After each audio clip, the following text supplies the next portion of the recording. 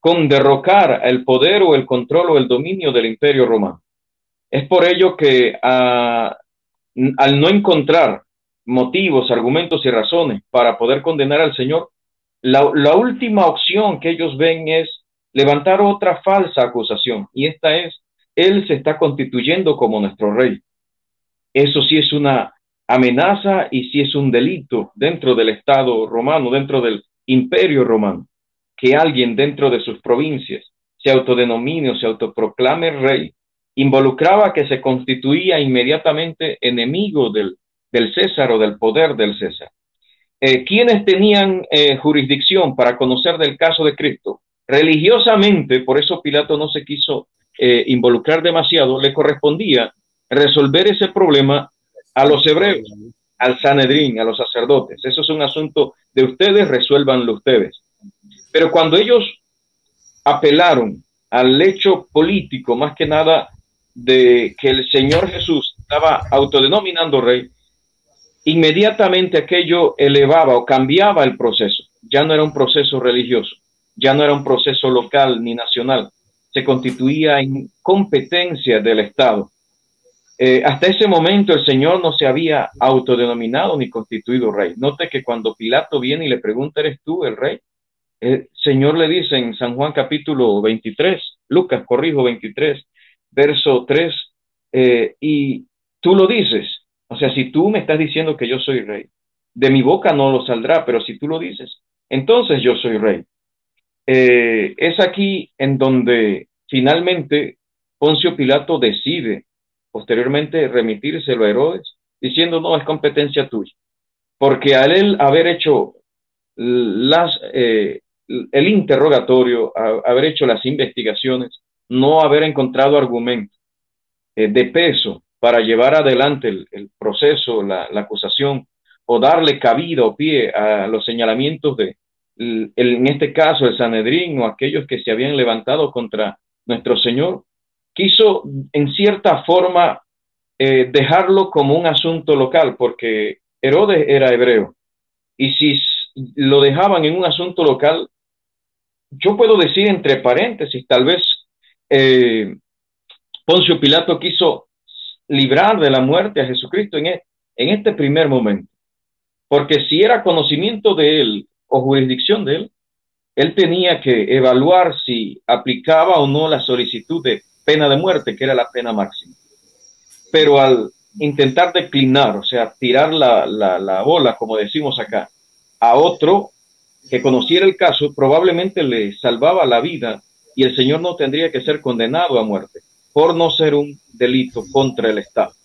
Adelante, Pastor Robert. Gloria a Dios.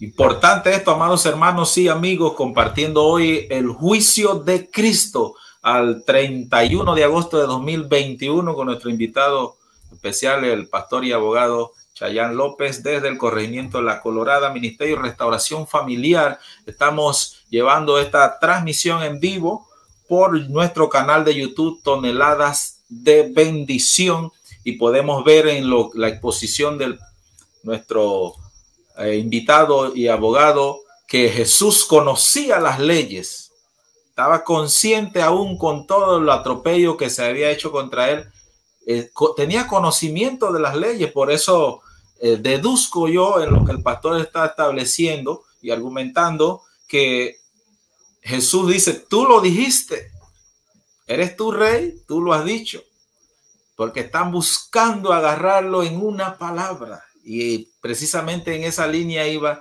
el juicio, y siempre estaban detrás del Señor para agarrarlo.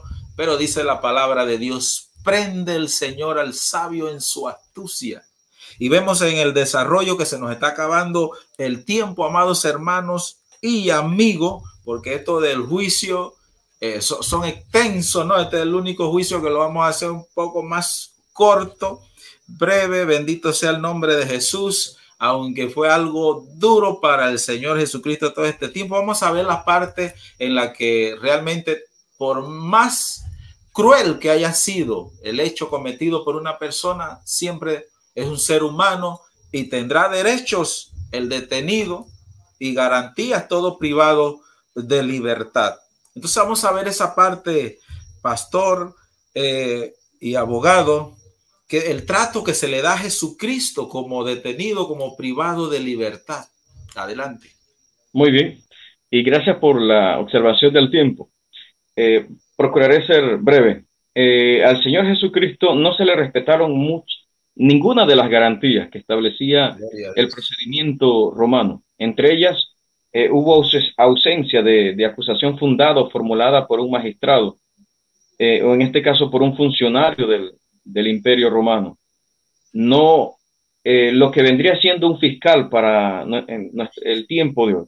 Así que no hubo esa parte de investigar, de poder construir la acusación y posteriormente poderla presentar ante el tribunal. Como mencionamos, se le violó su derecho a citación, al Señor no se le citó. No se le explicaron los motivos por el cual se le estaba arrestando. Su arresto, a grosso modo y a grandes luces, fue ilegal.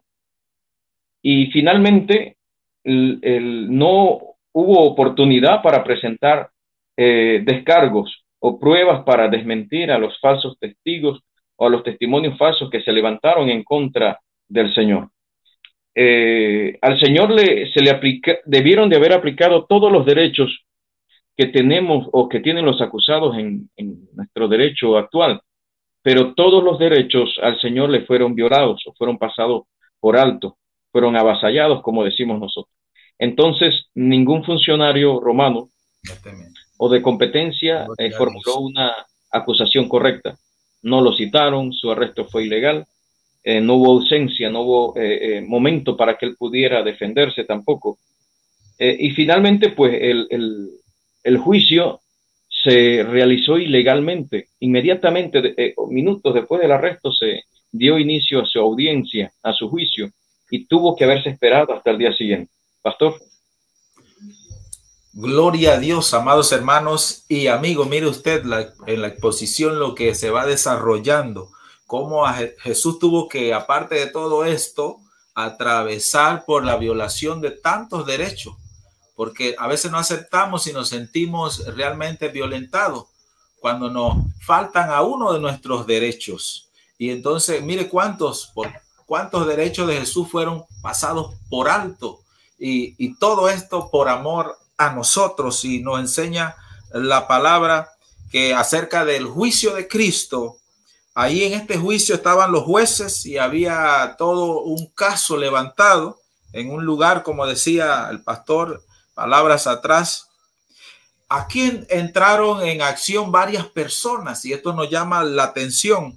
Este señor sumo o ex sumo sacerdote Anás y el sumo sacerdote de momento Caifás, Herodes y Poncio Pilato, que ya el pastor ha tocado algunos aspectos, pero ¿qué más podíamos añadir, pastor, en esta hora sobre estos actores, estos personajes? Adelante. Muy bien, sobre estos personajes podemos señalar lo siguiente, como decía usted, Pastor Robin, el sumo sacerdote Anás era, como decimos nosotros, una personalidad emérita. Tenía el honor por haber sido sumo sacerdote hace muchos años atrás.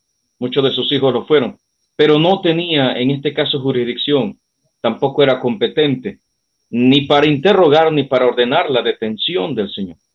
Solo Poncio Pilato podría ordenar la detención del Señor. Sí le correspondía a Caifás. Caifás sí estaba legitimado. Era el sumo sacerdote de derecho o en derecho. Era el presidente de ese consejo de ancianos, de esa asamblea de casi 70 personas. Pero tenemos que Cristo primero, antes del proceso, antes de que se iniciaran las, entre comillas, investigaciones o señalamientos o que se presentaran todas las pruebas, es entrevistado por alguien que no debe, que no tiene poder en este caso, que es Anás.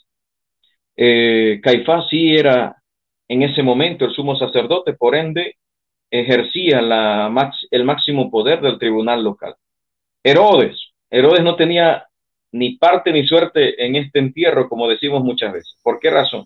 Aunque era un gobernador, no era gobernador en Jerusalén, era un gobernador en otra parte. La jurisdicción le correspondía únicamente a Poncio Pilato. de él dependía que Cristo fuera liberado o que Cristo fuera condenado. Pero ¿qué motivó a Poncio Pilato a acceder a la presión de las multitudes? Más adelante se los comentaremos. Gloria a Dios. Interesante, pastor y amados hermanos y amigos, viendo aquí todos los aspectos más relevantes acerca del juicio de Cristo, aquel juicio que se celebró en aquel momento y que lo estamos viendo ahora a detalle en la actualidad, 31 de agosto de 2021, y podemos ver que en todo juicio siempre hay testigos, o probablemente siempre hay testigos, los que están a favor y en contra. Vamos a ver, pastor López, el aspecto de los testigos, los que tuvieron